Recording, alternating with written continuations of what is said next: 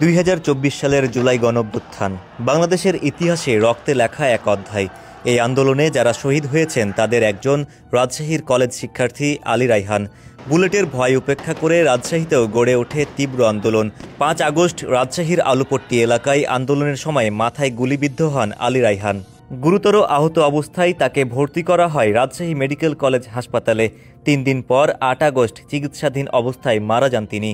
আলী রায়হানের গ্রামের বাড়ি পুঠিয়া উপজেলার শিলমারিয়ার মঙ্গলপাড়ায়। সন্তানের মৃত্যুতে শোকাহত পরিবারে এখন শুধুই বিষাদের ছায়া। হাসি খুশি পরিবারটিতে এখন কষ্ট আর ক্ষোভ জমে আছে। মামলা নিষ্পত্তির ধীর গতিতে হতাশ পরিবারটি দ্রুত বিচার ও খুনিদের ফাঁসির দাবি জানিয়েছে।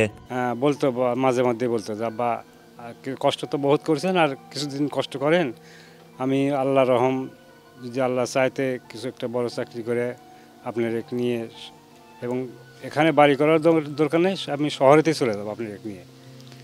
কত আশা বেটার, মাঝে মধ্যে বলতো এই কথা, এবং বলতো যে চাকরি করে আপনাকে হজ করাবো।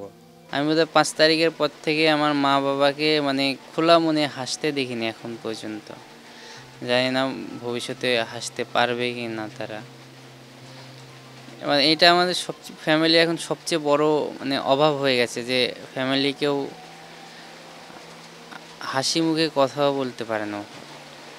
আমাদের একটাই দাবি যে এই খুনিগুলোকে ধরে যেন বিচার করা হয়, আর খুব তাড়াতাড়ি যেন এই সরকার থাকাকালীনই যেন এদের বিচার হয়।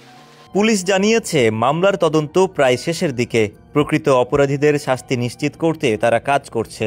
এবং এখন যে আমাদের কাজটা বাকি হলো শুধুমাত্র আমরা এই যে আলামতগুলো, বিশেষ করে এভিডেন্স হিসেবে আমরা যেগুলো নিচ্ছি ভিডিও বা অন্যান্য, সেগুলো ভিডিও ফরেন্সিক রিপোর্টটা আমাদের জন্য পাঠানো হয়েছে, ওইটা পেন্ডিং আছে। ওইটা আসলে আমরা মোটামুটি এগুলো শেষ করতে পারবো।